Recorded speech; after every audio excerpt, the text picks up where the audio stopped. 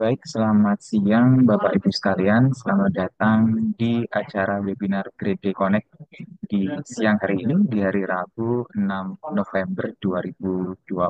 Salam sejahtera untuk Grade People sekalian yang sudah menyempatkan hadir di Grade Connect kita sesi ke-38 di hari ini.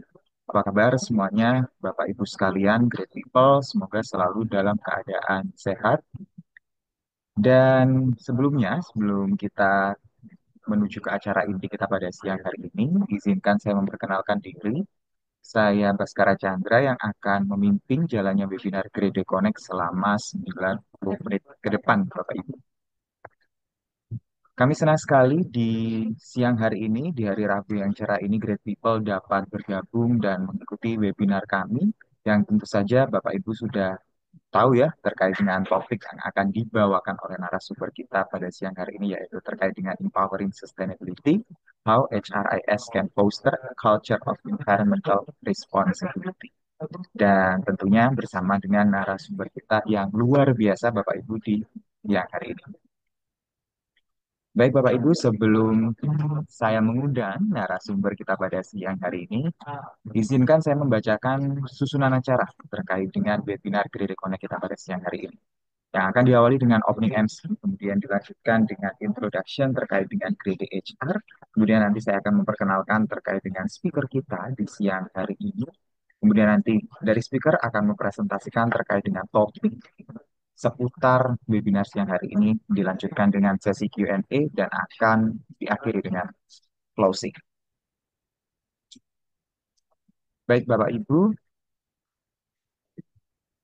di setiap webinar Grade Connect, apabila Bapak Ibu memiliki pertanyaan gitu ya terkait dengan materi yang telah disampaikan oleh narasumber, oleh speaker kita pada siang hari ini, nanti kami akan mempersilahkan Bapak Ibu untuk bertanya di sesi tanya jawab, di mana sesi tanya jawab ini akan berlangsung setelah narasumber menyampaikan materi, dan Bapak Ibu bisa klik tab Q&A yang ada di Zoom Bapak Ibu masing-masing. Jadi ada fitur Q&A, Bapak Ibu bisa tag di sana, kemudian tuliskan pertanyaan dari Bapak Ibu atau mungkin hal-hal yang ingin dikonfirmasi lebih lanjut terhadap narasumber dengan format nama Bapak Ibu dilanjutkan dengan pertanyaan yang ingin disampaikan.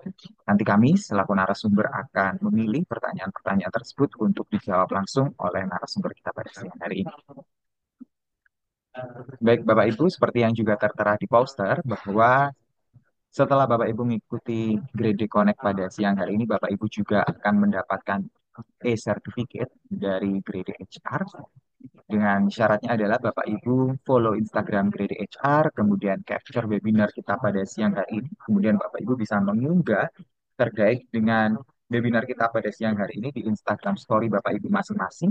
Sepanjang berjalannya webinar, boleh dalam bentuk video, boleh dalam bentuk foto, apapun itu. Jangan lupa untuk tag juga Instagram Grade HR underscore ID. Syaratnya adalah Instagram Bapak Ibu harus bersifat publik gitu ya Bapak Ibu, jangan di private agar memudahkan kami selaku tim untuk bisa mengoreksi gitu ya dari postingan Bapak Ibu. Kemudian nanti di akhir acara juga jangan lupa untuk mengisi formulir survei dengan scan QR code yang nanti akan saya sampaikan di tayangkan di layar Bapak Ibu.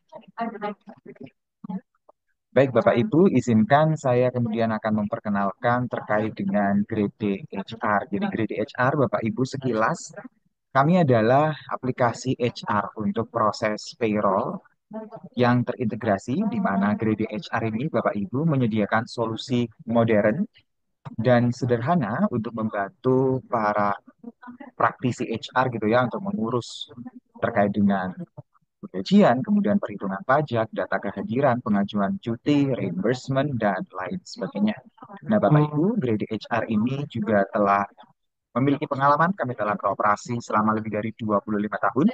Dengan total saat ini ada lebih dari 400 tim support dan Grade HR, puji Tuhan hingga di detik ini juga telah dipercaya oleh lebih dari 4.000 perusahaan gitu ya, across Asia dan memiliki lebih dari 1 juta pengguna aktif. Nah, ini fitur-fitur yang kemudian ditawarkan oleh Grade HR yang seperti saya mention sebelumnya tadi. Kemudian ini adalah additional fitur juga yang ada di Grade HR. Dan ini adalah contoh klien-klien daripada grade HR, jadi ada dari finance, F&B, outsourcing, dan lain sebagainya. Baik Bapak Ibu, untuk mengenal lebih jauh terkait dengan grade HR, izinkan saya menayangkan video berdurasi 1 menit untuk kita menyelami lebih jauh terkait dengan grade HR.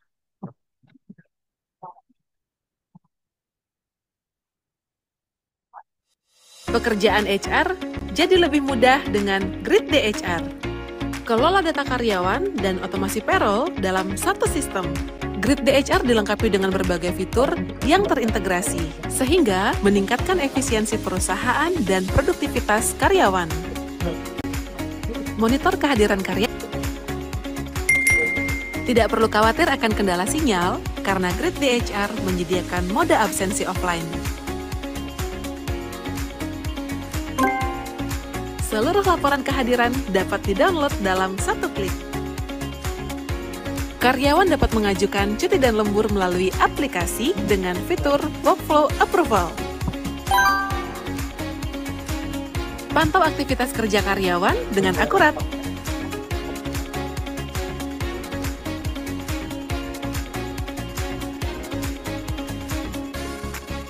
Atur jadwal shift karyawan secara fleksibel. Ucapkan selamat tinggal pada penggajian manual. Dengan fitur payroll yang terintegrasi, seluruh gaji, pajak, tunjangan, dan komponen lain dapat dihitung secara otomatis. Tersedia juga e-payslip yang mudah diakses. Ukur kinerja karyawan dengan fitur performance. Proses rekrutmen lebih efisien dan anti-human error. Bantu karyawan penuhi kebutuhan darurat dengan akses tarik gaji prorata sebelum tanggal penggajian. Rasakan pengalaman HRIS yang lebih baik. Bergabung bersama lebih dari 3.000 perusahaan di seluruh Asia. Great DHR, do something great every day. Baik Bapak Ibu, terima kasih itu tadi sekilas perkenalan dari Grade HR. Nah, saat ini kami juga memiliki promo Bapak Ibu hanya dengan bermodalkan Rp500.000, Bapak Ibu bisa mendapatkan fitur HRIS yang lengkap gitu ya.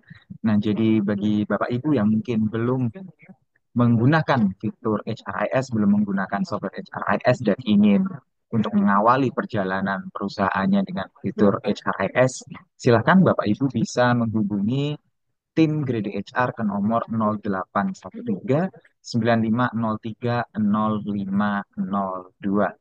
Begitu Bapak Ibu, karena di akhir tahun 2024 menjelang 2025 ini adalah momentum yang tepat gitu ya untuk kita bermigrasi, berpindah dari sistem-sistem yang masih konvensional, yang masih tradisional gitu ya Bapak Ibu, untuk beralih ke sistem modern yang serba praktis gitu ya Bapak Ibu, sesuai dengan topik webinar kita pada siang hari ini.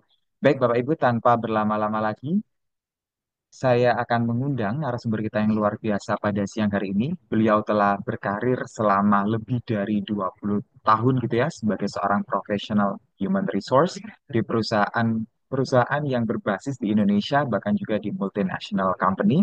Dan sekarang beliau juga menjadi Direktur Human Resources di Yayasan Konservasi Alam Nusantara.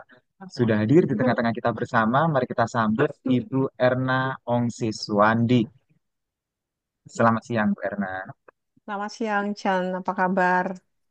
Puji Tuhan, baik Bu Erna. Apa kabarnya juga, Bu? Kabar baik, kabar baik. Terima kasih banyak telah mengundang saya di sini. Suara saya Baik, jelas ya? sudah jelas Bu Erna. Baik, kalau gitu saya serahkan waktu presentasi selama kurang lebih 30 menit ke depan kepada Bu Erna. Oke, saya share screen dulu ya. Ya, silakan. Kayaknya mungkin kasih saya akses.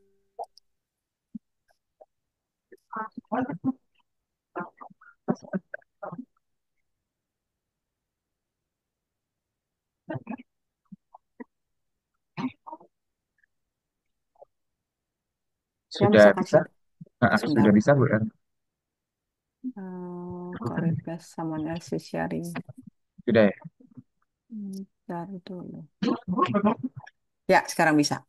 Oke, silakan. Oke.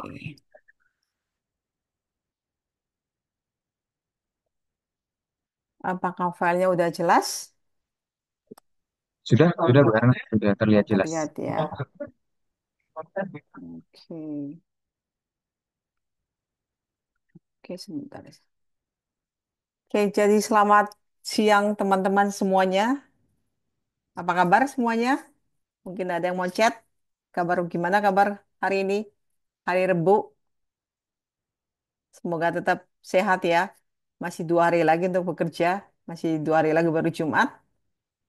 Oke, jadi saya menyampaikan terima kasih banyak kepada teman-teman semuanya yang pada sore hari ini di tengah-tengah kesibukan bekerja menginvestasikan waktu untuk mengikuti sesi ini, which is membuktikan bahwa teman-teman punya keinginan yang sangat besar untuk belajar dan maju dan untuk memahami terkait sustainability itu seperti apa dan hubungannya dengan HR seperti apa.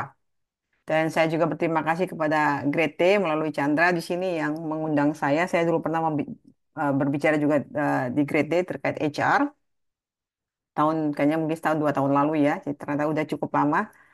Jadi terima kasih banyak sekali lagi dan saya di sini Ernong Siswandi, saya sebagai pembicara tadi sudah diperkenalkan. Tanpa membuang waktu, saya langsung mulai saja membahas terkait HRIS dan bagaimana HRIS fostering a culture of sustainability atau environmental responsibility.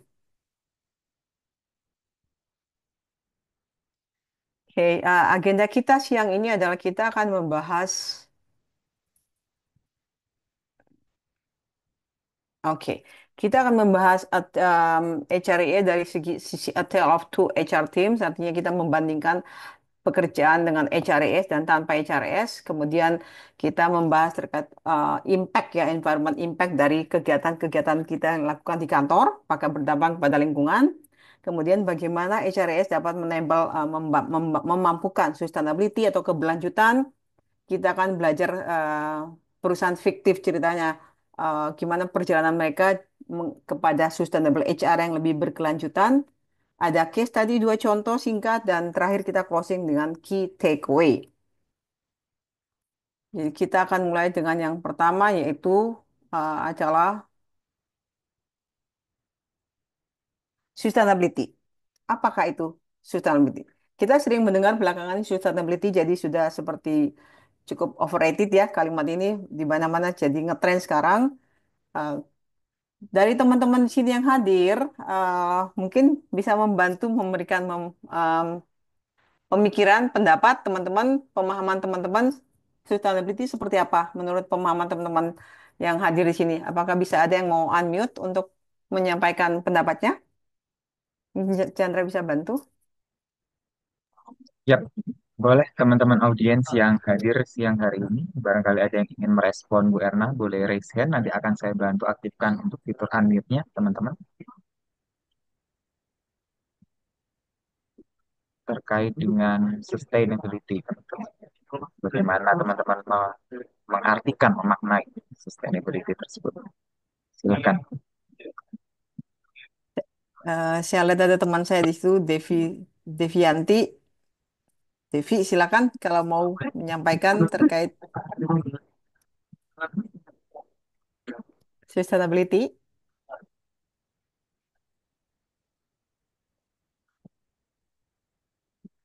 Atau mungkin ada yang mau ngechat?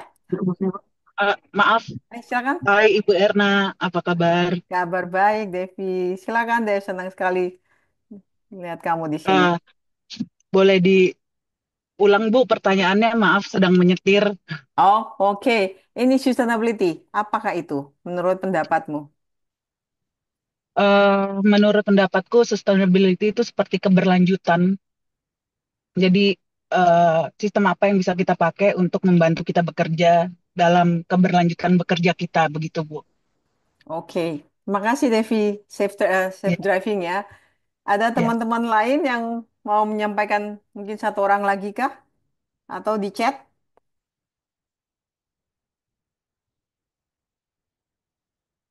Oh, kelihatannya mungkin pada ini topik agak mungkin sustainability bukan lebih tidak terlalu dipahami ya dari sisi kita di sini. Bu Erna tadi ada yang raise hand, mohon izin Ibu. Oh, oke silakan Nah, silakan. dari Mbak Ajeng Pramudia, silakan Mbak Ajeng. Ya, selamat siang, Bu Erna. Selamat siang. Silakan Ajeng. Apa itu Teman-teman. sustainability menurut pendapat Ajeng? Ya, sama tadi seperti yang disebutkan sebelumnya terkait keberlanjutan, di mana usaha itu nggak cuma memikirkan dampak hari ini, tapi juga memikirkan nanti ke depannya seperti apa gitu, Bu. Mungkin dari saya seperti itu. Oke, terima kasih untuk Ajeng dan terima kasih untuk Mbak Devi tadi ya. Jadi ya benar ada keberlanjutan. Namanya kan katanya sustainable. Jadi keberlanjutan. Nah, sini saya bagikan dari beberapa sumber yaitu satu dari sumber bahasa Inggrisnya sendiri Oxford, kemudian dari Harvard Business School dan dari Brundtland Report. Brundtland Report itu adalah pertama keluar tahun 1987 untuk yang digunakan PBB untuk menentukan membuat namanya Sustainable SDG ya, Sustainable Development Goals. Jadi di antara semua Brundtland Report lebih banyak dijadikan sitasi sebagai sumber ketika orang-orang berbicara terkait sustainable development. Nah, di sini ada beberapa pemahaman secara definisi agak sedikit berbeda, tapi secara umum benang merahnya adalah bahwa sustainability adalah praktek-praktek atau tindakan kegiatan yang dilakukan oleh bisnis atau enterprise di dalam usahanya, tapi yang pada saat yang sama untuk menjamin adanya keberlangsungan lingkungan masa depan, sumber daya masa depannya tetap dijamin dan memberikan impact yang negatif yang sedikit impact yang lebih baik kepada lingkungan, komunitas dan kepada sosial dan juga pada saat yang sama menjamin memastikan bahwa generasi mendatang tetap memiliki akses, memiliki sumber daya yang kita nikmati sekarang. Itu secara umum sustainability dari sisi teknisnya. Sustainability ada tiga bagian, yaitu ada sosial, environmental, dan economic. Pada hari ini, sesi ini kita akan membahas dari environmentalnya saja.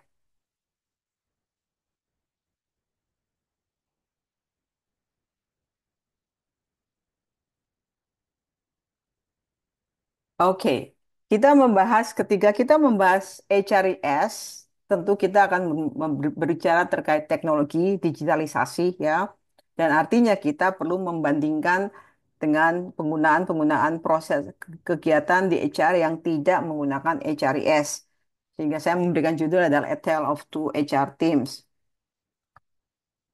Nah, teman-teman lihat di sebelah kiri itu adalah pekerjaan yang tidak menggunakan HRS misalnya ya. Kalau ini teman-teman lihat ini ada job posting, sebenarnya job posting ini sudah menggunakan HRS. Tapi kalau zaman saya dulu mulai awal karir job postingnya kan masih menggunakan lamaran di koran ya. Kita lihat dari koran. Apakah teman-teman sini ada yang masih mengalami itu ya? Kelihatannya sih pada muda-muda semuanya nih. Jadi ini job posting kita lihat. Kemudian dari sisi pelamar, kita ada punya dua pilihan mengajukan lamaran. Kalau dulu masih melalui surat, ya saya dulu masih mengalami ini, surat sebelah kiri. Sekarang kita bisa punya pilihan mengajukan lewat email. Walaupun email itu elektronik, termasuk sudah elektronik ya berbasis internet, tapi sebenarnya email itu memudahkan dari sisi pelamar, tapi tidak memudahkan dari sisi HR. Karena dari sisi HR jadi sangat ribet.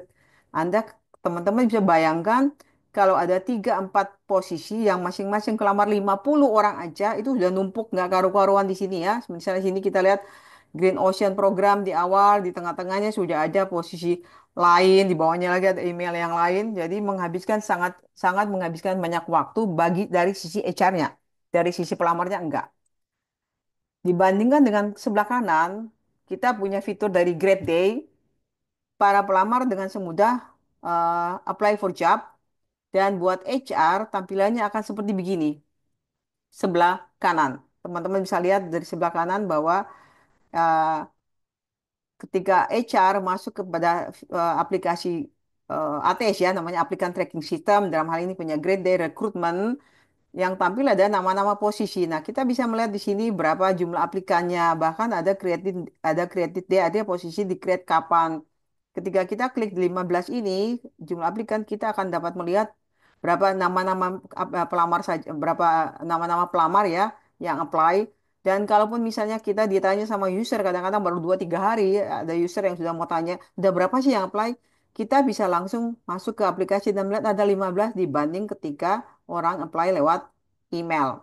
Nah, zaman dulu saya orang apply itu lewat surat, which is sangat merepotkan karena suratnya itu kita harus keep, kita sudah janji kepada kandidat bahwa Kita akan simpan data kalian database ke depan sehingga kita simpan harus masukin beli lagi filing kabinet kan artinya kita harus punya space lagi di kantor untuk menaruh meletakkan filing kabinet dan mungkin sudah setahun 2 tahun kita perlu shredding lagi jadi proses dulu sebelum ada teknologi itu lebih time consuming dari sisi HR-nya.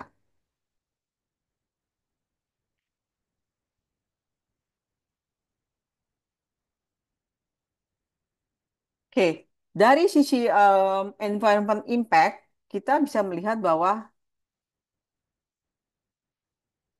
oke, ketika kita berbicara tentang pekerjaan kita, kita bisa melihat, kita perlu melihat dari sisi environmentalnya, seberapa besar kontribusi kita di tempat kerja kepada lingkungan. Apakah ada kegiatan-kegiatan kita yang berdampak baik atau berdampak buruk kepada lingkungan.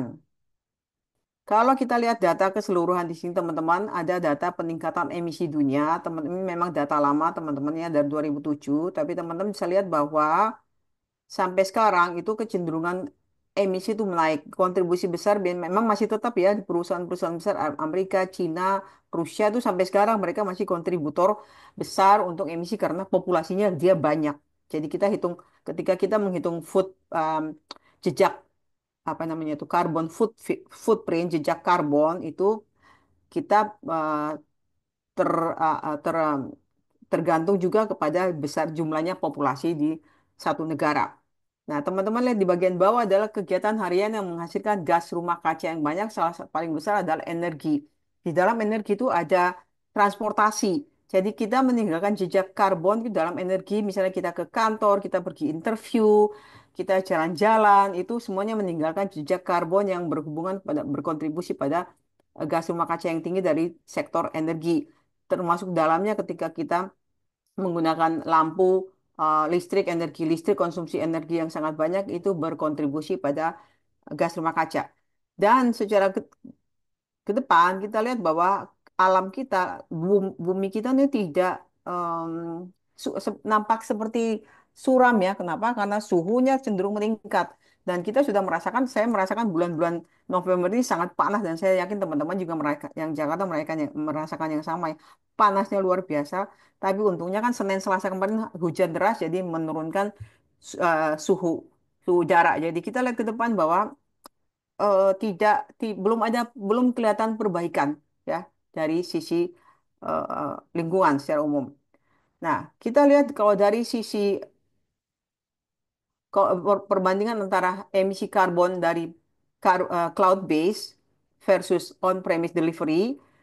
Nah, kita bisa lihat bahwa perusahaan-perusahaan yang menggunakan on-premise delivery berkontribusi karbon emisi CO2 lebih besar daripada perusahaan-perusahaan yang cloud-based. Seperti misalnya Grade Day kan sudah menyediakan cloud-based karena HRIS kan berbasis cloud-based. Nah, itu kontribusinya lebih sedikit. On-premise delivery itu apa sih teman-teman? On-premise delivery adalah perusahaan peralatan elektronik yang kita gunakan sendiri seperti server. Itu yang kita gunakan sendiri.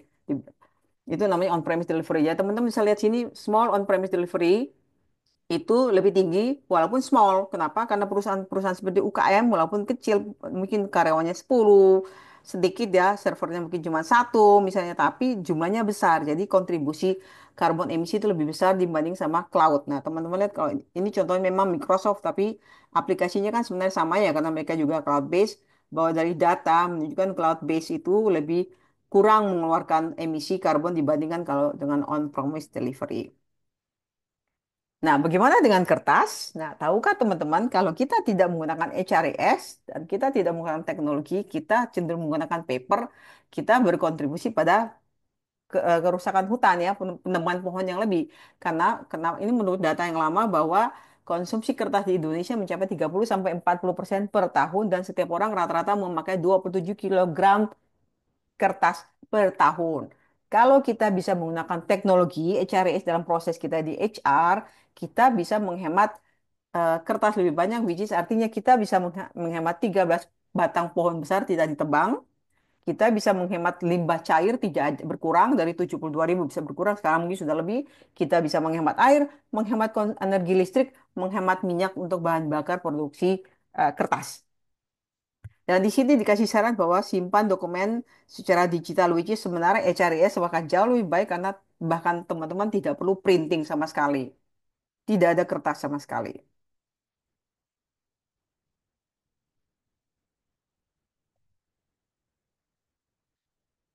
Sehingga yang mau saya tanyakan kembali kepada teman-teman di sini sebagai para praktisi-praktisi HR atau yang mau masuk ke dunia HR, menurut teman-teman bagaimana kita sebagai HR dapat berkontribusi untuk masa depan berkelanjutan? Apakah ada teman-teman di sini yang mau unmute untuk eh, memberikan pendapat bagaimana teman-teman sebagai HR dapat berkontribusi kepada masa depan Oke, berkelanjutan? Bu Erna udah ada satu nih yang raise hand dari Mbak Ya, silakan. Devianti. Nah, silakan Silakan. Mbak Devi.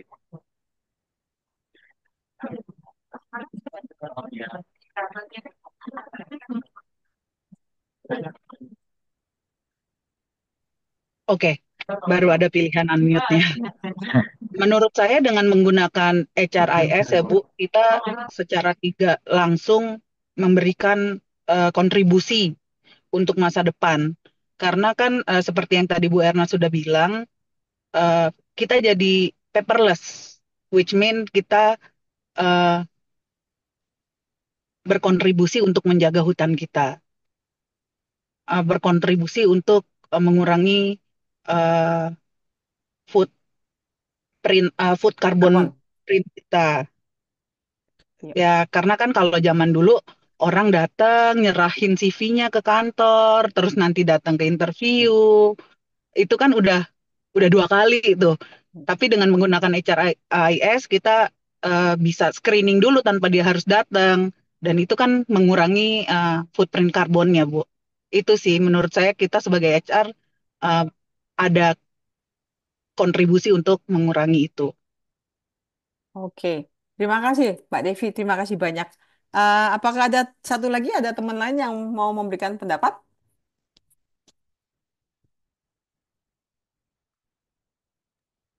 atau mau di chat? Boleh, boleh teman-teman silakan.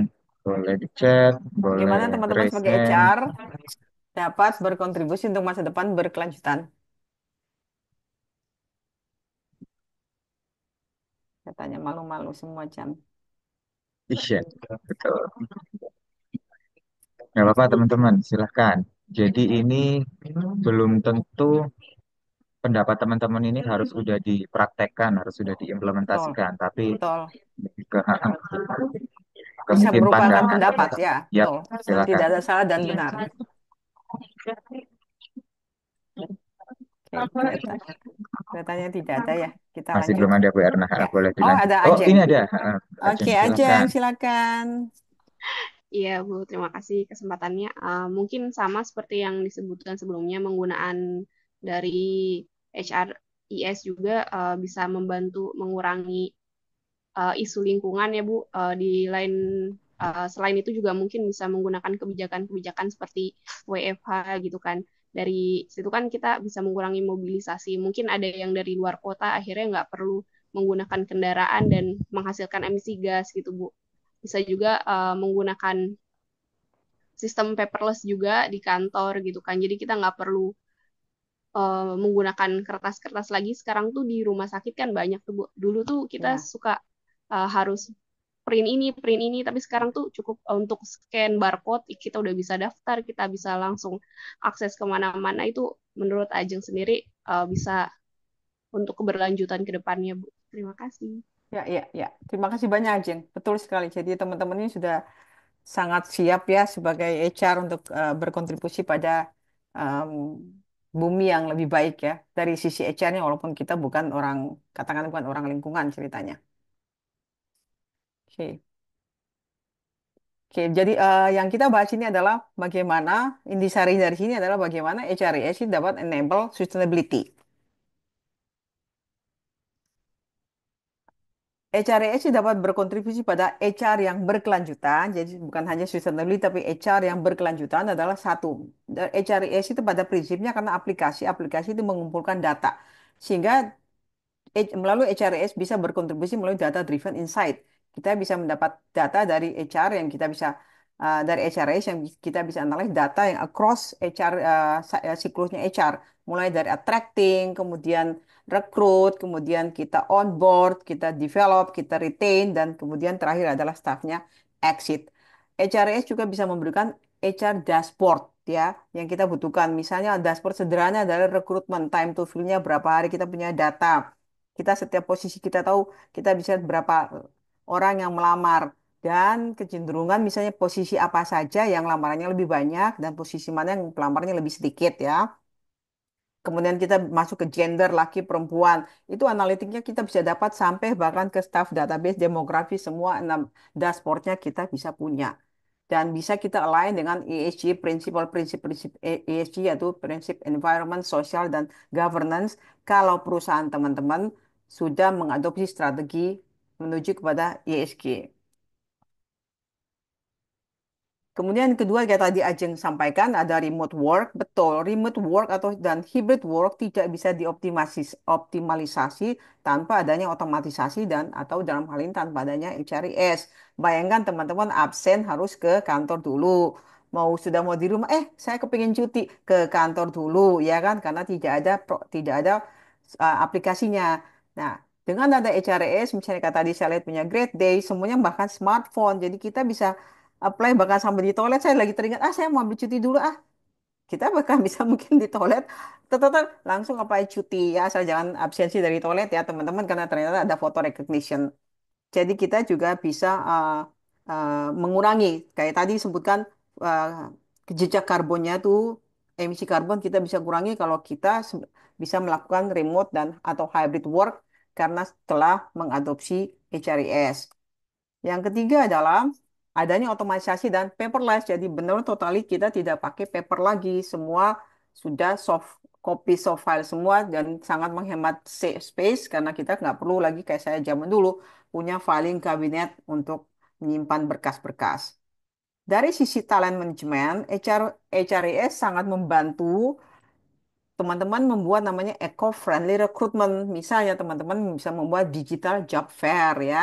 Dari rumah, dari kamar saya, dari tempat kos, kita bisa menghosting digital job fair across Indonesia bahkan across global yang sudah tidak ada tanpa pesertanya talentanya udah tanpa batas. Kita bisa melakukan remote interview, pre-screening lewat interview. Grade Day juga punya, by the way, video interview yang lewat aplikasi. Jadi si kandidat kan tidak perlu datang. Kalau memang nggak cocok ya udah. Kalau cocok ya boleh kita mungkin panggil datang. Ada karena ada kadang-kadang user yang masih suka face to face. Virtual onboarding juga bisa dilakukan secara virtually kalau teman-teman meng-hire orang remote atau di tempat yang di-hiring tidak ada kantor cabangnya misalnya jadi tanpa perlu suruh orangnya datang ke Jakarta kita mengurangi kembali lagi ya jejak karbon dan kita bisa secara sekaligus kita bisa menarik mengattack kandidat-kandidat yang sudah punya kesadaran terkait sustainability. Kita bisa jualan jadi branding.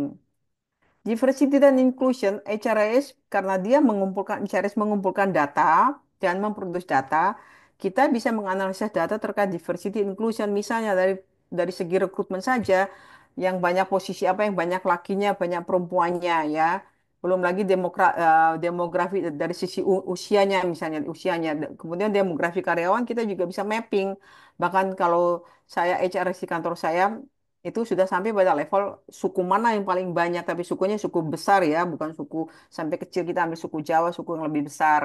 Itu sudah lebih banyak. Kenapa sih kita menganalisis? Karena kita mau tahu ada posisi, kita bisa membaca tren, posisi mana yang cenderung disukai oleh suku tertentu misalnya, sehingga kita bisa membreaking itu status quo seperti itu. Kemudian kita misalnya dari eh, staff kita bisa mapping umur age gapnya age groupnya di mana grup sebagian besar staff kita berada di age group berapa gitu kan bahkan kita bisa mapping salarinya mereka sebagian besar di midpoint atau masih di minimum atau sudah di maksimum itu semua kita bisa peroleh dari HRIS sehingga HRIS bisa enhance employer brand karena dengan itu kita bisa attract talent seperti saya sampaikan yang sudah punya awareness terkait sustainability sehingga kita bisa improve rekrutmen outcome kita. Misalnya ketika kita menggunakan lamaran para kandidat apply kepada posisi lewat email itu akan berbeda ketika mereka tahu bahwa dia apply menggunakan aplikasi. Yang dilihat dari sisi kandidat, kandidat akan melihat bahwa perusahaan ini udah mau menginvestasikan finansialnya untuk membeli software satu. Mereka sudah punya kesadaran untuk lebih memberikan kenyamanan kepada para pelamar dan memberi kesadaran untuk sustainability jangka panjang. Sehingga itu branding Anda sangat bagus ketika Anda menggunakan teknologi. Dengan HRIS atau otomatisasi secara keseluruhan, atau otomasi keseluruhan bisa mengurangi biaya travel kayak tadi sampaikannya. Artinya kalau biaya travel kita mengurangi um, jejak karbon ya, emisi karbon. Kita mengcutting paper, kemudian kita menggunakan cloud solution, kita punya remote work policy untuk hybrid work dan automated workflow. HRS dan talent management juga bisa membantu dalam regulatory compliance. Artinya dengan HRS teman-teman punya kalau perusahaan teman-teman sudah menggunakan strategi berbasis ESG, kita bisa memenuhi standar yang persyaratan yang diminta pemerintah untuk industri kita. Misalnya kita punya data bahwa Bapak Ibu dari sisi E-nya environment kita udah murni menggunakan otomatisasi misalnya HRS full sehingga kita udah cutting paper banget ya. Artinya kita berkontribusi pada environment.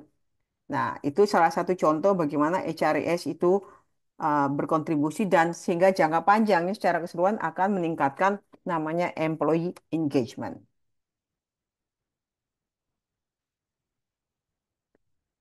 Kita akan membahas di sini perjalanan satu perusahaan untuk kepada HR yang berkelanjutan.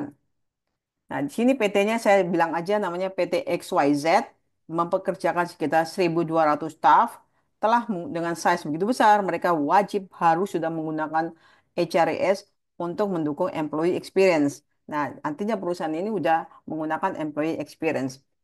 Employee experience dalam bentuk perjalanannya. Kita lihat ada journey. Jadi sebagai karyawan, kita punya journey dalam satu perusahaan. Sama seperti kita hidup ya, sebagai manusia, kita juga punya perjalanan di dunia ini. Mulai dari kita lahir, kemudian kita sekolah pertama kali, kita SD, SMP, SMA lulus, sampai kuliah kita lulus, kita menikah, mungkin kita bekerja, kita punya anak lagi, dan pada akhirnya kita akan exit dari dunia.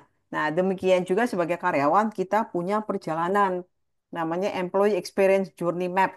Dimulai dari pertama kali attract sebenarnya sampai kita exit. Nah, teman-teman bisa lihat bahwa ketika PT XYZ ini menggunakan HRIS dalam setiap journey mulai dari rekrut, onboard, develop, sampai exit, ini ada HRIS di tengah jalan semua, itu sangat membantu mereka. Misalnya dari sisi rekrutmen, itu bisa memberikan dengan menggunakan HRIS, PT XYZ itu bisa memberikan positif employee experience kepada para kandidat. Kenapa? Karena prosesnya cepat, rekrutmen cepat, seamless ya. Kemudian kandidat juga tidak dari sisi kandidat sederhana, mereka tinggal semudah upload data ke situ. Kemudian tracking HR juga tidak susah. Bayangkan kalau mereka apply-nya lewat email, kita seperti nyari kutu ya. Tapi kalau lewat HRS sangat mudah, kemudian kita bisa memproduce ekspor analisis rekrutmen analitik sehingga kita bisa melihat data time to fill-nya berapa hari dibanding sama kalau kita pakai inbox kita harus manually. Dari sisi onboard kita akan punya virtual onboard yang itu kita bisa men-increase positif new hire experience terhadap proses onboarding kita. Karena kalau kita bicara employee experience, kita bicara ya pengalaman yang positif dari staff, mulai dari karyawan, mulai dari siklus awal attracting sampai mereka exit ya. Jadi kita juga bisa tracking onboarding. Eh, Kalau kita punya new hire yang banyak, manual agak susah. Kita bisa tracking dengan HRS, kita bisa tracking bahwa dari sekian banyak onboard new hire kita berapa yang eh, udah selesai onboarded, berapa yang belum. Jadi kita akan punya trend data across the year, setiap tahun, 2 tahun kita bandingkan trennya tuh menaik atau menurun yang ikut ya. Jadi kita bisa menganalisis. Dari sisi develop dan retain, teman-teman akan bisa menggunakan HRS sebagai menyediakan fitur learning management. Kelihatannya Creative punya ya Chandra ya, learning manajemennya. Ada Bu Erna. Ada. Jadi itu terintegrasi learning management di situ. Ehm, Teman-teman kita karyawan bisa dan sudah smartphone. Yang saya tertarik adalah smartphone. Jadi kita bisa belajar anytime, anywhere, bahkan sambil nunggu di airport, sambil makan, nunggu anak main, atau kita ngantar orang tua, kita bisa sambil belajar online. Kemudian performance management tadi juga sudah di situ ya, ternyata kita bisa tracking, kalau check-in bisa di-track di situ. Nah, kalau teman-teman pakai OKR, misalnya objektif, kita bisa tracking ekspor data trennya. Kemudian misalnya objektif satu ini sudah pencapaian berapa persen ya kan itu bisa di tracking atau kalau teman-teman pakai KPI ya berarti goalnya atau bisa di cascade ke siapa aja. Kita juga bisa tracking dari sekian katakan 1.200 staff kita punya berapa persen yang outstanding, berapa persen yang need improvement. Nah, itu kita bisa tracking semua data kalau kita punya HRIS. Dan kemudian dari segi adminnya juga lebih enak makan misalnya tuh kayak tadi ada e-leave ya absensi ya semuanya cloud based payrollnya e-slip sudah nggak pakai paper lagi dan sekarang pun sudah nggak perlu kirim by email disimpan di situ kita tinggal ambil aja kemudian ada employee self service biasanya mestinya ada ya. Kemudian kita dari segi HR kita punya dashboard lebih mudah ya mengekspor data lebih mudah. Ketika si level yang meminta kita bisa memberikan data dengan mudah. Bahkan di kantor saya exitnya itu kita staff submit resignation bisa lewat sistem aplikasi mereka attach lamaran kemudian mereka bahkan bisa cetak sendiri surat keterangan kerjanya. Jadi lama-lama memang HR jadi tidak dibutuhkan untuk administrasinya karena sudah bisa dihandle oleh HRIS. Potensial benefit yang dapat adalah satu, tentu saja paper dan printing ya. Ini data saya ambil dari berbagai macam sumber teman-teman sehingga ini bukan data yang saklek-saklek banget ya. Jadi ini kesimpulan dari berbagai sumber yang saya baca. Jadi paper printing kita bisa menghemat, mereduksi penggunaan paper sekitar 10 sampai 50% jika kita berpindah menggunakan HRIS. Artinya kita hemat biaya. Dari sisi file storage kita bisa menghemat konsumsi energi 40% karena kita sudah tidak lagi punya server. Kalau tidak punya server artinya kita menghemat ruangan. Artinya kita bisa office space nggak perlu terlalu besar. Kita nggak perlu lagi meng-hire banyak help desk atau data engineer misalnya, karena kita pindahkan misalnya semua ke Grade. Kalau kita punya masalah ya kita tinggal calling ke mereka. Employee commuting for in-person process, kita bisa menghemat, mengurangi footprint, jejak karbon sekitar 70 sampai 50%, which is artinya kita bisa mengurangi gas emisi gas dari rumah kaca, emisi dari rumah kaca adalah sebesar 54 juta metric ton. Itu data yang udah lama ya, berarti kalau semakin sekarang bisa saja lebih besar lagi penghematannya. Energy saving kalau kita menggunakan HRS kita nggak perlu printer yang banyak, kita nggak perlu server yang banyak, artinya nggak perlu lampu yang banyak juga. Kita bisa mengurangi konsumsi energi sekitar 20 sampai 25%. Dan terkait productivity akan meningkat. Kenapa? Dari 1.200 staff yang punya PT XYZ itu bisa menghemat waktu mereka 10 sampai 20% dalam melakukan kegiatan administrasi yang tadinya manual, sekarang lewat aplikasi ya. Mereka nggak perlu ke kantor kalau mau cuti. Kalau dia absen, dia tinggal foto, klak, kirim ke atasannya. Punya expense tracking, atasnya bisa approve anytime. Dia lagi meeting pun dia bisa approve saja. Jadi dari segi HR, kita juga dimudahkan. Sehingga saya bilang mungkin ke depan operation HR tuh nggak perlu banyak orang. Jadi teman-teman lebih perlu menjadi lebih strategik dan bukan administrasi HR. Karena sudah bisa di-take oleh HRIS. 40% waktu kita bisa berkurang sehingga kita punya waktu lebih sebesar 40% itu memikirkan hal-hal yang lebih strategik. Misalnya proses improvement apa yang kita perlu lakukan. Kita punya waktu untuk coaching staff. Kita bisa keliling-keliling, travel, mendengarkan masalah mereka, melihat pekerjaan mereka seperti apa, sehingga kita bisa dapat vibe seperti apa tantangan yang mereka hadapi. Dan secara keseluruhan, karena penghematan waktu, maka secara keseluruhan kita bisa improve productivity dari semua staff itu secara 20 sampai 30% dengan adanya otomasi. Nah, kalau bagi perusahaan-perusahaan yang melakukan mengadopsi sustainability itu dapat berkontribusi kepada profit ya, kepada keuntungan yaitu eh, terkait dengan HRS bisa mengurangi energi 75 sekitar 75%, bahkan bisa mengurangi turnover. Kenapa? Karena prosesnya tadi semuanya otomasi jadi waktu yang dihabiskan tidak banyak kan staff punya uh, well-being uh, well-being yang lebih baik diharapkan ya. Kemudian bisa increase productivity, bisa increase revenue, dan reduce waste. Dalam hal ini kita mengurangi electronic waste dan paper waste. Nah, kita belajar dari dua perusahaan ini bagaimana mereka mengintegrasi HRIS dengan sustainability. Misalnya dari sisi Unilever, kita lihat bahwa Unilever kan perusahaan besar ya, tidak ada yang tidak kenal Unilever di sini. Kita lihat bahwa Unilever sudah mengimplementasikan cloud-based HR system. Mereka cutting down, mengurangi konsumsi energi dan mendukung adanya remote work yang bisa membantu Unilever dalam mencapai target sustainability mereka.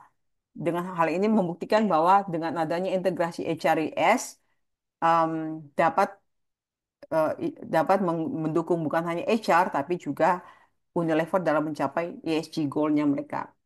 Patagonia itu satu perusahaan di Amerika, bukan perusahaan global. Mereka menggunakan HRIS untuk remote interview, digital onboarding, tujuan mereka mengurangi jejak emisi ya. Jadi emisi karbon berkurang karena staffnya jadi tidak perlu travel, yang pada akhirnya bisa meningkatkan reputasi citra mereka sebagai brand yang sustainable.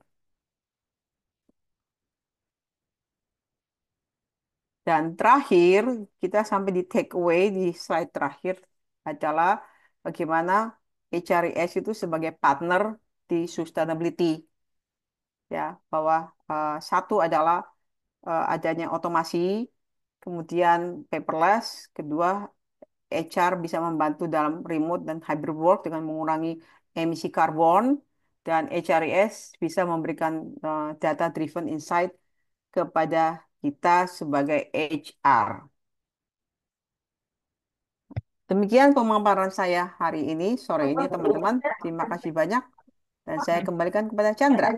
Terima kasih banyak Bu Erna atas pemaparan materi yang luar biasa, yang spesifik ya teman-teman, membahas terkait dengan HRIS, bagaimana kemudian peluang dari HRIS ini bisa membantu meningkatkan produktivitas dari perusahaan, dan pada ruang lingkup yang lebih besar lagi, jangka panjangnya adalah bisa membantu dalam hal mewujudkan keberlanjutan dari perusahaan itu sendiri dan membantu menyelamatkan generasi kita yang akan datang gitu ya, karena kita turut berkontribusi dalam hal penyelamatan lingkungan seperti itu teman-teman semua. Dan dari pemaparan yang telah disampaikan oleh Bu Erna barusan, ternyata teman-teman juga udah banyak Bu Erna yang bertanya melalui kolom Q&A. Udah ada 4 pertanyaan yang masuk. Anyways, buat Bapak Ibu, teman-teman Great People sekalian, barangkali memang ingin menanyakan langsung secara live kepada Bu Erna juga boleh, kami persilahkan, monggo. Tapi Bapak Ibu bisa raise hand, nanti akan saya bantu untuk aktifkan mikrofonnya seperti itu. Jadi tidak harus lewat kolom Q&A begitu ya Bapak Ibu. Nah, ini saya izin membacakan pertanyaan yang pertama. Ini menarik Bu Erna. Jadi pertanyaan dari Ibu Maulida Sulastri. Jadi Bu Maulida bertanya terkait dengan, saya penasaran dengan pandangan dari Bu Erna, apakah di kemudian hari ini penggunaan kertas di perusahaan akan benar-benar tereliminasi dan tergantikan seluruhnya oleh sistem-sistem digital seperti HRIS ini? Tadi ada fakta menarik juga nih Bu Erna, yang tadi sempat disampaikan Bu Erna bahwa setiap individu itu 1 tahun ternyata menghabiskan hingga 11 rim ya, kurang, kurang lebih 27 kilogram kertas. Nah, mungkin berangkat dari fakta ini, Bu Maulida bertanya, apakah nanti di kemudian hari akan posisinya tergantikan? Gitu Bu Erna. Monggo silakan. Saya tidak bisa mengatakan tidak murni paperless 100%, tapi bisa mengurangi sangat banyak. Satu kan kalau kita mencatat kan kita masih menggunakan notebook ya, tapi cuma dianjurkan catatnya jangan kertas, belilah notebook yang depannya kertas yang bisa hancur ketika kena air ya, bukan yang plastik depannya. Jadi kita mencatat kan tidak semua orang mencatat langsung di iPad ya, saya masih suka mencatat di kertas. Jadi kertas mungkin kita gunakan, tapi kertas biasa untuk cetak saya sudah hampir kali nggak pernah. Tapi kita masih tetap gunakan. Ibu, soalnya begini. Karena kalau PHK itu kan kita bicara industrial relation, kita masih gunakan paper. Surat pemberitahuan PHK harus kita kirim. Kita perjanjian bersama mutual agreement harus di print dan tanda tangan basah loh. Kemudian kadang-kadang itu surat, kalau teman-teman yang travel kan suka meminta surat visa ya. Kalau sekarang banyak embassy yang sudah menggunakan soft copy, tapi ternyata belakangan saya ada embassy yang benar-benar mau tanda tangan basah.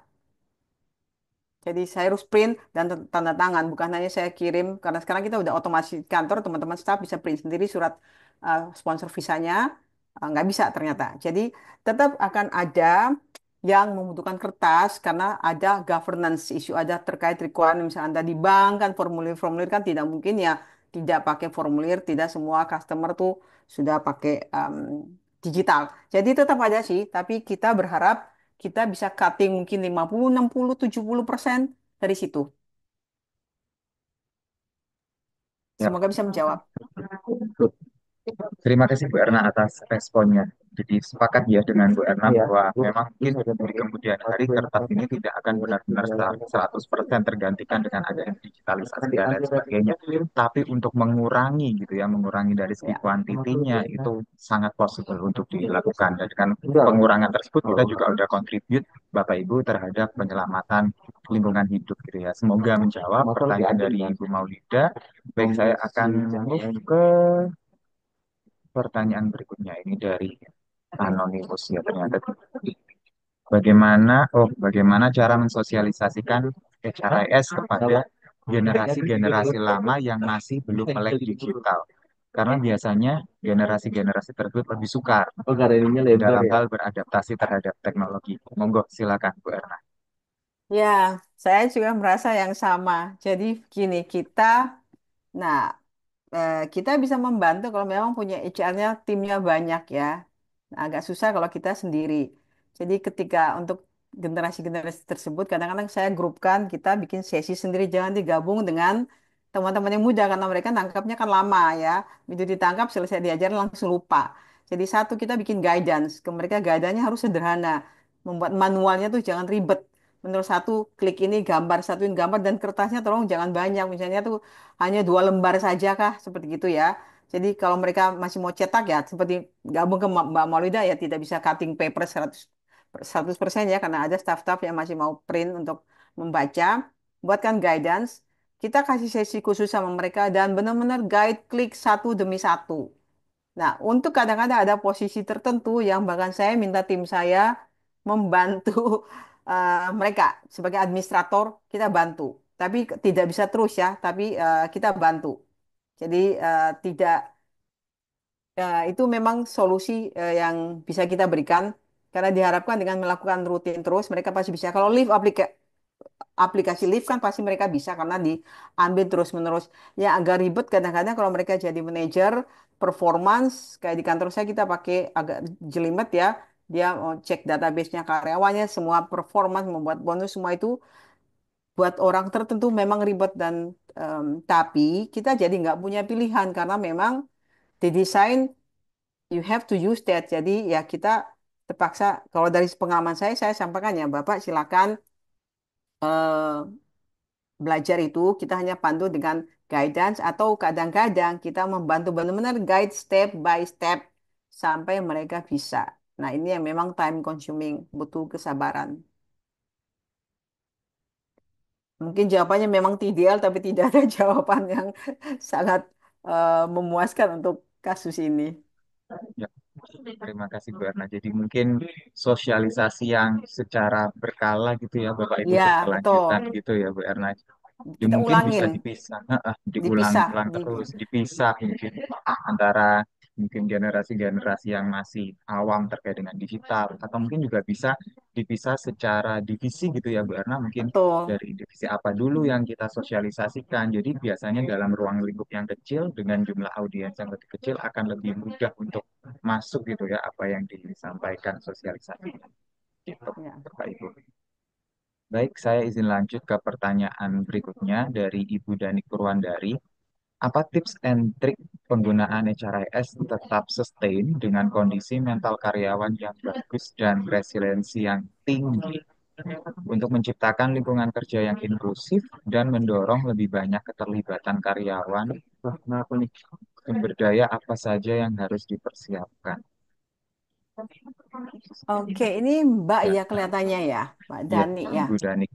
Ibu Dani, Mbak Daninya bisa off cam kan? Bisa, bukan off cam, sorry, off mic-nya bisa Ya, menjelaskan Karena saya lihat ini ada beberapa pertanyaan ini kayaknya ada beberapa topiknya jadikan satu. Saya lagi kepo kepinta apa sih HRS dengan kondisi mental, apakah karena sistemnya susah, jadi mereka jadi stres gitu kan? Kayak tadi yang mungkin sudah usia atau seperti apa? Bisa kan dijelaskan? Yang boleh jadi saya aktifkan terlebih dahulu. Ya. Oke, sudah Bu Dani, silakan.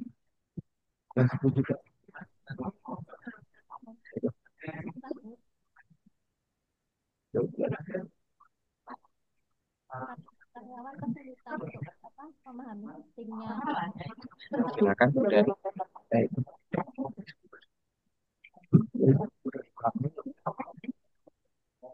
Terus betul itu ya, tumpuk ya.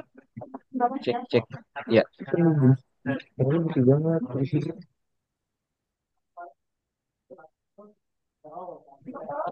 Saya belum masuk Bu Erna. Di Bu Erna belum juga ya. Belum ada Oh, suaranya. kesulitan di sistem ternyata dari Oh, Bu oke. Erna. Sebenarnya kan saya mencoba menjawab ya, tips dan trik penggunaan HR tetap sustain dengan kondisi mental karyawan yang bagus dan resiliensi. Nah, ini interpretasi saya, ini mungkin sama dengan pertanyaan yang tadi bahwa ada generasi-generasi yang sudah lebih senior sehingga kemampuan belajar teknologi, melek teknologi itu berkurang. Jadi kemungkinan HRIS-nya apakah lebih susah? Karena memang ada HRIS yang mudah dan ada yang agak ribet. Saya akui itu ada banyak yang akui agak ribet ya. Jadi kalau seperti ini tuh sebenarnya idealnya adalah ketika kita memilih satu HRIS, awalnya adalah kita perlu memapping kemampuan level kayak tadi ya, kita punya database demografi karyawan di usia berapa saja. Itu bisa membantu kita menentukan kita perlu HRS yang kebutuhannya ribet atau tidak. Lebih sederhana, lebih kalau punya kita banyak usia tua, mungkin ya memang kita perlu mengambil yang lebih user friendly ya.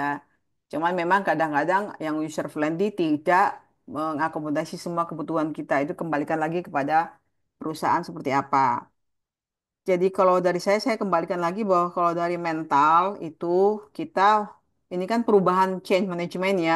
Jadi setiap perubahan itu mendatangkan stres tertentu kepada staff karena orang yang udah lama belajar di comfort zone harus belajar sesuatu yang baru lagi buat orang tertentu itu ternyata bisa jadi stressful dan bisa depresi, memberikan tekanan.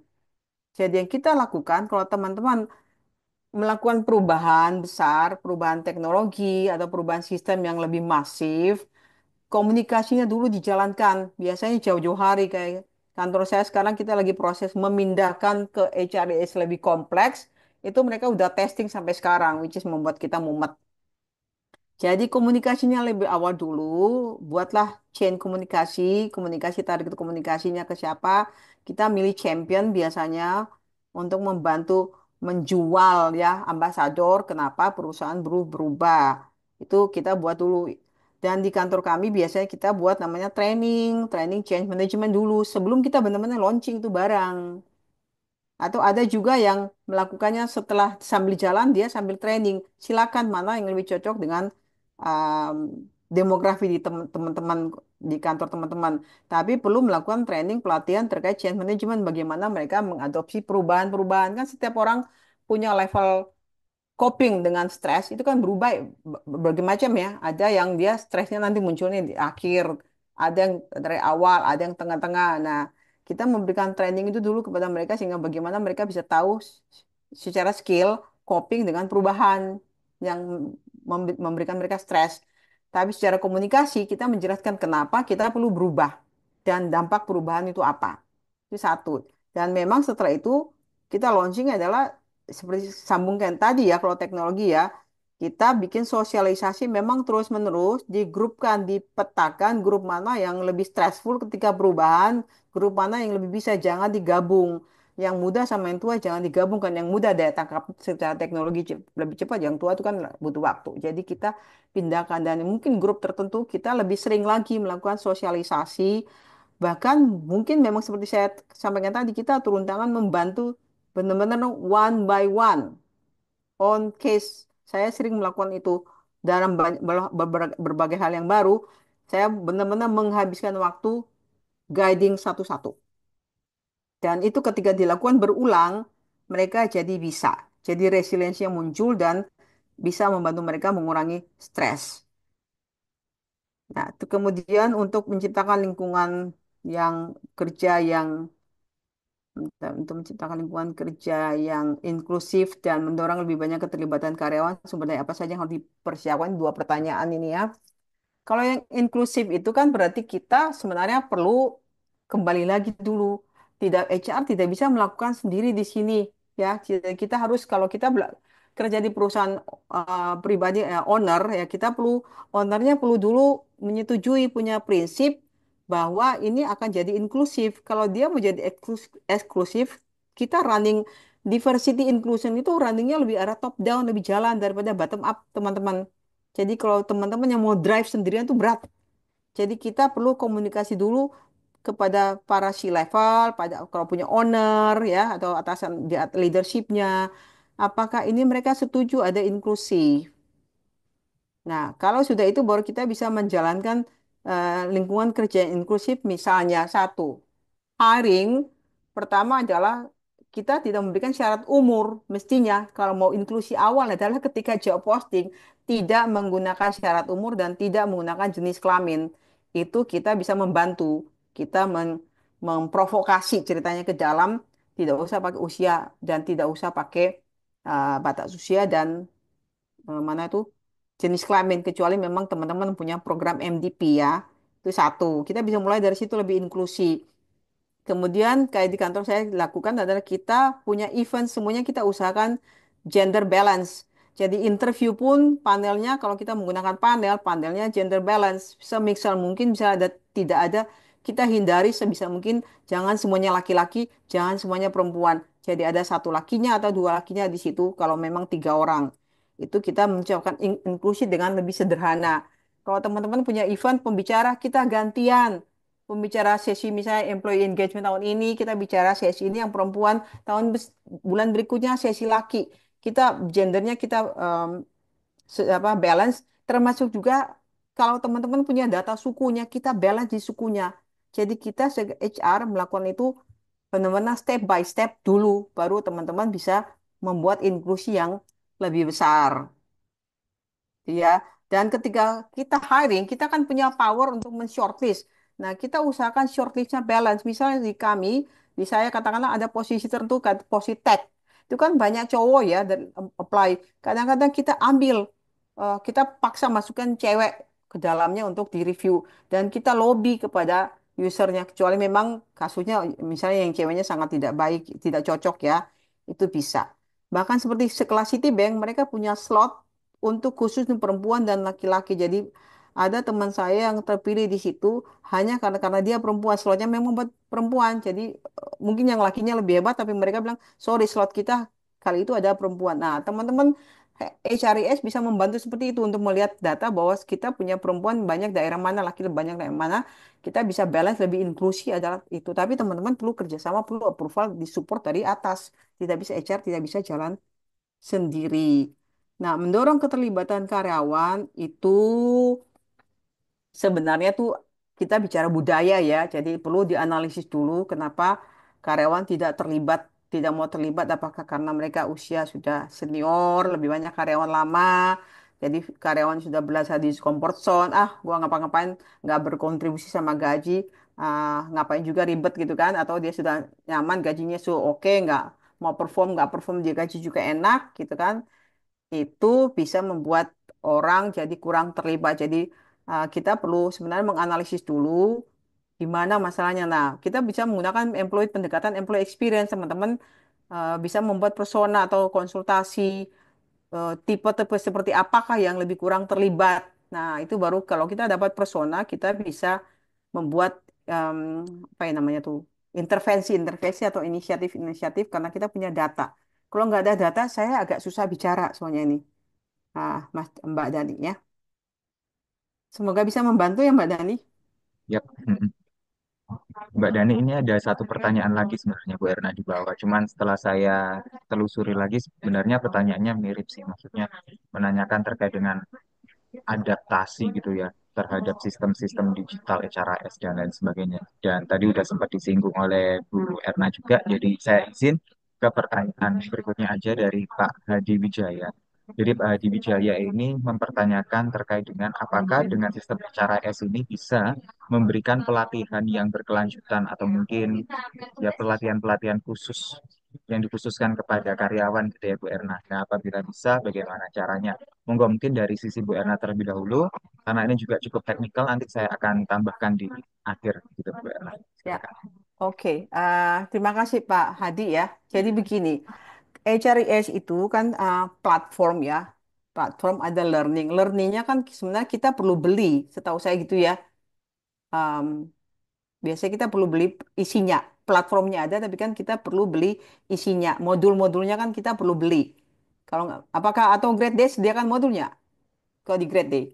Ada Bu Erna, jadi bisa custom mau fitur apa yang diambil gitu. Oke, ada juga ya. Oke, good point. Jadi, pertama sebenarnya sebelum membuat seperti itu, kita perlu buat learning strategi dulu sebenarnya ya. Atau kita buat learning pathway. Jadi learning pathway itu bisa mulai dari manajernya, manajer muda, junior, menengah, senior, atau learning pathway dari segi skill yaitu skill beginner, intermediate, advance. Itu satu. Jadi dari situ kita bisa menggrupkan modul-modul yang sesuai dengan kebutuhan itu. Atau kita bisa menggunakan basis kompetensi. Kalau teman-teman sudah punya kompetensi, maka kita bisa mengambil modul-modul yang terkorelasi dengan kompetensi tersebut. Misalnya kompetensi kita adalah integrity atau katakan building relationship. Nah, modul apa yang bisa membantu teman-teman karyawan untuk memahami building relationship tersebut? Satu, kita juga bisa menggunakan core berdasarkan job family, core-nya. Jadi misalnya tuh sales tentu punya kebutuhan training yang berbeda dengan orang admin. Pasti beda, ya kan? Tapi mungkin ada kesamaan, yaitu orang admin perlu belajar bisnis acumen. Salesnya perlu mengetahui operasional sedikit misalnya. Nah, itu kita tentukan dulu seperti dari sumber resource-nya bisa banyak, baru kita punya database. Nah, pelatihan berkelanjutan itu kalau kita bicara HRIS, Bapak, itu kita bicara self study ya. Self pace, kita belajar sendiri online, tidak ada mentor. Bisa juga ada mentor tapi mentornya online, misalnya kayak model master class. Jadi sebenarnya kalau bicara berkelanjutan itu staffnya bisa pakai kok anytime selama kita membayar lisensinya. Jadi teman-teman perusahaan tetap melanjutkan berlangganan fitur tersebut sehingga staff bisa terus belajar. Nah, memang yang perlu diperlukan adalah memberikan motivasi pada mereka karena tidak semua orang punya kemampuan yang sama belajar namanya tuh adult learning style ya. Tidak semua orang tuh punya gaya belajar yang sama. Misalnya ada orang yang lebih suka face to face ketemu orang, bukan duduk dan menghadapi screen apalagi baca smartphone. Jadi kita sebagai HR perlu mengetahui gaya teman-teman sehingga kita buat learning tuh blended. Sebaiknya dari saran saya adalah blended learning. Kombinasi antara HRIS, face to face, dalamnya diskusi, teman-teman bisa bisa panggil juga konsultan, fasilitator dari luar untuk membuat in-house training. Jadi itu bisa berkelanjutan. Nah, berkelanjutan ya kita repeat order karena kita punya strategi udah jelas. Misalnya kita membuat training, katakanlah training apa ya? Misalnya managing untuk manajer kita menyasar bagaimana mereka bisa melakukan performance check-in lebih baik. Nah, kita melakukan terus. Jadi tahun ini kita melakukan 2-3 kali. Kan kalau Anda punya karyawan 1.200, yang nggak semua orang nggak bisa ikut satu kali. 1 tahun pun belum kelar. Jadi itu akan di repeat order terus. Nah, itu perlu tim yang terpisah kalau cuma satu orang. Berat. Ya, Bapak, jadi kita bisa membuat planning jangka panjang. Setiap tahun kita repeat yang training yang sama tapi dengan audiensi yang berbeda. Kemudian kita buat training bertahap. Beginner, advance, intermediate, advance. Gitu.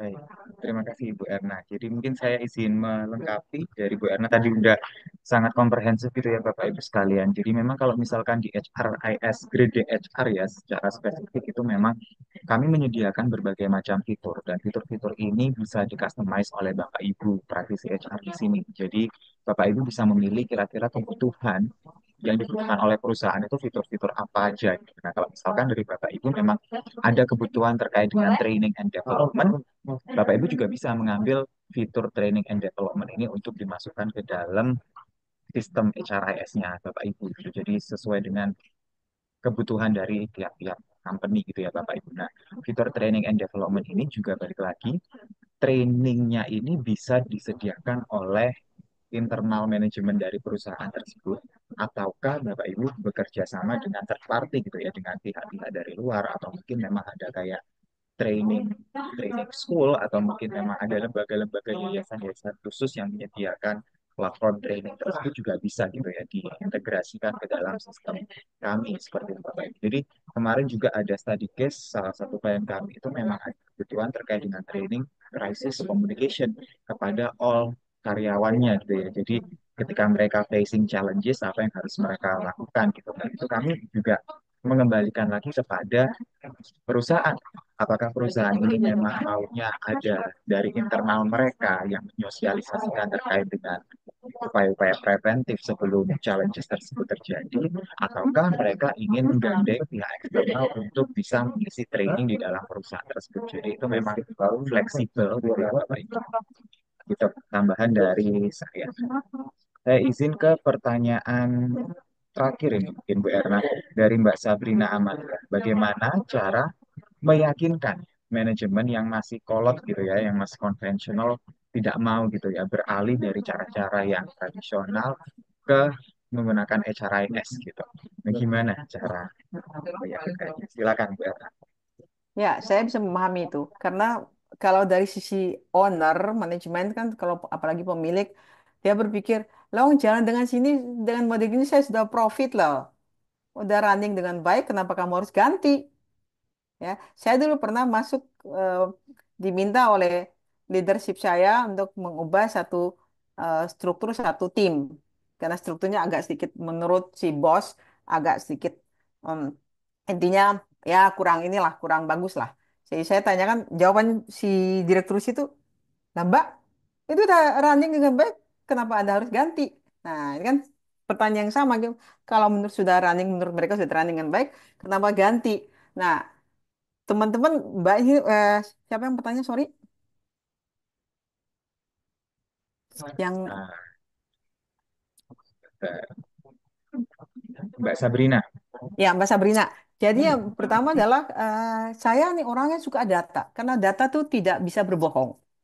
Jadi Mbak Sabrina memang perlu mengumpulkan data. Dan data seperti apa sih? Kayak seperti saya tadi, apakah misalnya di situ ada survei, kita bisa konsultasi ke staf. Staf itu merasa lebih efisien nggak menggunakan teknologi atau dengan paper. Nah, kalau misalnya menggunakan teknologi, bisa hemat waktu, hemat biaya, berapa banyak. Tapi hati-hati, karena kalau hemat waktu, hemat biaya, dan hemat orang, itu dampaknya PHK, staff juga tidak akan mau menjawab. Mereka akan lebih prefer kerjaan manual karena dia akan dapat tetap ada kerjanya. Jadi itu tolong dilihat dengan sangat baik ya. Kita perlu konsultasi, ngeliat data, dan lihat kita perlu ada contoh membandingkan kita perlu memberikan visualisasi kepada manajemen. Kalau kita mengubah teknologi ini loh yang akan terjadi. Kita misalnya produktivitas bisa naik sekian. Nah itu HR nggak bisa kerja sendiri. Teman-teman perlu orang yang lebih paham bisnis prosesnya di situ. Misalnya kayak di kantor saya, misalnya karena kita merasa kerjaan kita banyak banget ya eh, kayaknya kok kurang orang melulu. Nah, itu kan agak sedikit aneh, kurang orang melulu. Memang kita lagi banyak, eh, kami kan berbasis proyeknya lagi banyak. Tapi kok kurang orang melulu ya? Nah, apakah bisnis prosesnya yang di dalamnya tidak efektif? Nah, itu yang perlu kita analisa. Jadi kita memang perlu data, secara umum datanya tadi, baru kita bisa presentasi. Tanpa ada data, nggak bisa bicara, tidak akan bisa meyakinkan. Tapi memang kita perlu siap-siap bahwa memang mungkin memang style mereka tetap mau seperti itu.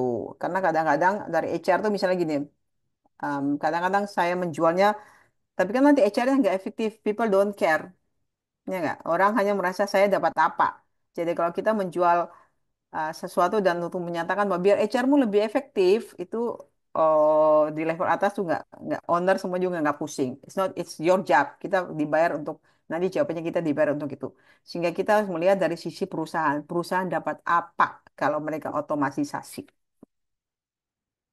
Itu saja pertanyaan yang perlu kita jawab. Baik, terima kasih Bu Erna atas jawabannya, responnya ya terhadap pertanyaan dari Mbak Sabrina tadi, bahwa memang ada beberapa pertimbangan gitu ya sebelum tim HR pada akhirnya memutuskan untuk mengambil atau beralih gitu ya ke sistem HRIS. Memang betul bahwa harus melihat dari sisi keberuntungan gitu ya, manfaat benefit apa yang kemudian Manfaat akan buat diterima perusahaannya oleh apa? perusahaan gitu ya Betul, ketika mereka memutuskan mengambil sistem HRIS betul. begitu Bapak Ibu. Nah, mungkin sembari kita mengakhiri sesi Q&A ini, boleh saya persilakan kepada Bu Erna, mungkin bisa menyampaikan closing statement gitu ya, dalam mungkin sepatah dua kata pada Bapak Ibu, great people, praktisi sekalian yang sudah hadir di Day Connect kita pada siang hari ini. Monggo, Bu Erna. Em, Sebelum saya menjawab, kelihatannya saya menjawab dulu ya pertanyaan Mbak Dani ya, kayaknya ada sedikit beda. Mbak Dani, Boleh ya? gimana itu, Bu Erna? Boleh, boleh, boleh, silakan. Membangun budaya belajar apa yang harus dilakukan HR dengan sistem HRS. Jadi sebenarnya membangun budaya belajar dulu kan ya, ini pertanyaannya. HR kan cuma toolnya yang membantu. Jadi budaya belajar itu starting kita bisa bit a pieces kecil-kecil. Jadi misalnya yang paling sering digunakan perusahaan adalah brown bag ya lunch. Jadi pada saat makan siang kita bikin sesi-sesi kecil yang diisi oleh internal, sharing pengalaman. Misalnya tuh saya pernah dulu ada di startup satu yang mereka cuma sekedar sharing apa bagaimana mendapat perusahaan bagaimana mem- memilih bank yang bisa memberikan kredit perumahan yang lebih baik. Bunga lebih baik ternyata ada orang yang punya survei data dan dia bagikan. Sederhana atau mungkin mengajarkan parenting. Jadi tidak selalu topiknya topik pekerjaan. Misalnya yang teman-teman yang suka fotografi silakan mereka sharing session. Kemudian misalnya yang kita lakukan juga di kantor saya adalah kita membagi pengalaman antara misalnya teman sales, oke lu bagi pengalaman lu menarik apa sih tentang sebagai seorang sales misalnya kan. Kemudian yang operation juga bagi, jadi kita bisa saling memahami kalau operation ternyata kewalahan ya banyak pekerjaannya. Ternyata kita pikir jadi sales itu enak, oh enggak juga. Jadi kita saling sharing session kecil-kecil yang bikin hibrid mungkin 1 jam ya satu atau tiga bahkan 40 menit sudah cukup 20 menit bicara itu sudah cukup kita starting dulu building confidence orang itu budaya pertama. Kemudian kalau teman-teman punya HRIS itu kan HRS itu seperti saya katakan tadi, hanya toolnya membantu sehingga membuat dunia tanpa batas karena nggak mungkin lah kita punya HR sampai berpuluh untuk karyawan yang cuma 100-200 orang ya, bahkan ribuan pun pemilik perusahaan juga nggak mau punya HR yang sangat banyak sehingga tool itu HRS membantu. Tapi tidak semua orang punya learning style yang sama. Mereka punya learning style berbeda. Ada yang suka belajar online, ada yang lebih suka face to face. Ya, kita buatlah blended. Misalnya dari kelas-kelas online itu kita bisa kumpulkan orang belajar bersama dan mungkin setelah itu kita bisa sharing pengalaman, apa yang dipelajari, saling diskusi. Itu HR bisa memfasilitasi budaya learning tersebut. Cuman ini agak tidak ini teorinya gampang ya, tapi praktek juga sulit. Artinya teman-teman tidak bisa jangan melakukannya setiap bulan karena melelahkan. Biasanya saya kadang-kadang melakukannya tuh 2-3 bulan sekali. Kalau terlalu lama juga habit itu tidak akan muncul. Nah, bagaimana kesulitan adaptasi dengan remote work? Ini kalau memang mereka ada kesulitan adaptasi ya suruh masuk aja kalau begitu. Mereka nggak perlu mengambil, tidak perlu wajib mengambil remote work gitu. Kecuali kayak suami saya dia nggak suka remote work, dia suka masuk kantor. Kalau saya kebalikannya, saya suka remote work. Jadi yang bagi tidak susah adaptasi, apakah memang diwajibkan remote work? Kalau diwajibkan remote work, ya mungkin dari segi Dani bisa mencek kepada teman-teman kesulitan mereka di mana. Apakah kesulitan beradaptasi karena merasa lonely? Nah, kalau merasa lonely kita nggak bisa bantu. Kalau misalnya tinggalnya kosnya kecil, apa apartemennya sendiri, itu kita nggak bisa membantu di situ. Yang kita bisa membantu adalah, oke, kita kasih buddy. Lu punya teman yang bisa calling, you can talk. Ada orang-orang yang punya kebutuhan bicara sangat banyak. Nah, kita paling membantu membuat komunitas-komunitas, istilahnya kan employee resource group, yang mereka membuat sendiri untuk gimana mereka misalnya yang suka makan, suka masak ngumpul sendiri, yang suka makan ngumpul sendiri, yang suka jalan-jalan ngumpul sendiri. Nah, dari perusahaan bisa memberikan fasilitas misalnya tuh insentif uang kah buat mereka melakukan kegiatan. Nah, biarkan mereka kumpul-kumpul sendiri karena itu sudah HR sudah nggak punya kemampuan mengurus sekian banyak orang. Itu kalau remote work yang punya tantangan, kalau dia merasa lonely, kalau dia merasa remote work, dia kesulitan teknologi dan tidak ada yang membantu, ya bukannya sekarang sudah ada bisa IT-nya bisa apa tuh guide lewat itu kan ya, apa remote guide kan Chandra ya, tanpa IT-nya harus ada. Nah, itu bisa kita lakukan. Semoga bisa menjawab ya, um, Mbak Dani. Ya. Oke, jadi sebagai kita tutup sudah ini ya. Ya, boleh Bu Erna, mungkin ada sepatah dua kata terakhir yang ingin Bu Erna sampaikan kepada Ya. teman-teman Great People. Nah, silakan monggo. Oke, jadi terima kasih teman-teman untuk pertanyaan-pertanyaan. Mohon maaf ini karena keterbatasan waktu kita harus closing. Jadi saya berterima kasih banget untuk pertanyaan-pertanyaan yang brilian, eh, dan juga untuk waktu yang diberikan. Dan saya mau sampaikan bahwa dengan sekarang kita sudah ke arah teknologi ya, digitalisasi sudah merupakan sesuatu yang kita tidak punya pilihan, harus mengadopsi karena membantu proses kita lebih cepat sebagai HR. Dan teman-teman sebagai HR perlu juga punya pemikiran sebagai HR yang gimana menciptakan HR yang sustainable. Teman-teman perlu meningkatkan kemampuan. Tolong, saya ternyata baru lihat beberapa hari lalu ada training sertifikasi khusus untuk HR ke arah sustainable. Ternyata ada, tapi di India ya, jadi belajar online, EON.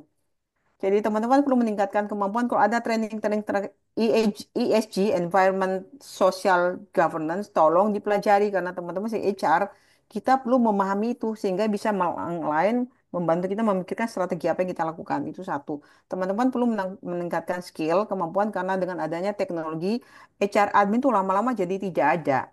Jadi mungkin tidak banyak dibutuhkan kayak tadi kan. Surat keterangan kerja sudah bisa print sendiri ya. Kemudian update data, staff diminta update data sendiri. Kalau di kantor saya manajer yang ngurus semuanya sendiri, HR sudah nggak ngurus. Bos bonus semua dari manajer semua sendiri. HR paling yang model HR BP aja yang manage beberapa bisnis unit. Jadi itu aja yang teman-teman perlu upgrade skill karena dengan adanya teknologi sustainability ternyata tantangan di seluruh dunia di banyak perusahaan adalah bahwa skill terkait sustainability itu kurang. Jadi teman-teman satu, belajar terkait ESG sebagai HR, kedua upgrade skillnya lebih strategik, sehingga ketika pada saat teknologi take over, tidak perusahaan tidak memerlukan banyak HR admin, teman-teman tidak terdeplete ya, artinya tidak terlupakan karena you guys masih punya kemampuan lain untuk lebih strategik. Itu saja sih dari saya. Baik, terima kasih Bu Erna atas pemaparan materi yang telah disampaikan, atas segala ujangan yang sudah disampaikan juga kepada Great People kita pada siang hari ini. Dan itulah tadi mengakhiri ya Bapak Ibu sekalian pembicaraan kita di siang hari ini bersama dengan narasumber kita yang luar biasa, Ibu Erna Ongsiswandi. Jadi Bu Erna tidak hanya menyampaikan secara teori saja ya Bapak Ibu sekalian, tapi juga bagaimana praktiknya di dunia kerja. Nanti mungkin Bapak Ibu bisa menjadikan itu sebagai patokan, mungkin Bapak Ibu bisa menjadikan itu sebagai referensi ketika nanti ingin diimplementasikan di perusahaan Bapak Ibu masing-masing. Sekali lagi terima kasih Bu Erna sudah hadir di tengah-tengah kita pada siang hingga sore hari ini atas sharingnya. Semoga bermanfaat gitu ya Bu Erna. Dan semoga nanti kita bisa bertemu lagi di lain kesempatan Bu Erna. Baik Bapak Ibu. Nah, saya juga izin menyampaikan kepada Bapak Ibu sekalian, jadi untuk saat ini Grade HR telah memiliki WhatsApp community gitu ya. Jadi mungkin Bapak Ibu di sini yang tertarik untuk ngobrol lebih lanjut terkait dengan dunia HR, kemudian informasi-informasi seputar HR, dan ingin berkoneksi lebih luas dengan praktisi-praktisi HR lainnya, silakan Bapak Ibu bisa scan QR code yang ada di layar. Nanti di dalam community tersebut kita akan banyak sharing-sharing gitu ya terkait dengan HR. Bapak Ibu. Oke, jadi kita berpisah di sini. Iya, terima kasih sekali lagi Bu Erna.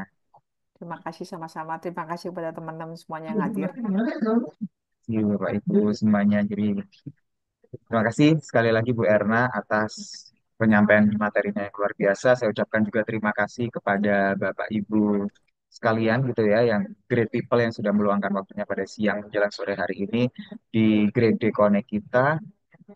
Semoga apa yang disampaikan oleh Bu Erna tadi juga bisa bermanfaat gitu ya bagi Bapak Ibu sekalian. Dan ya mohon maaf apabila masih ada salah-salah dan kurangnya.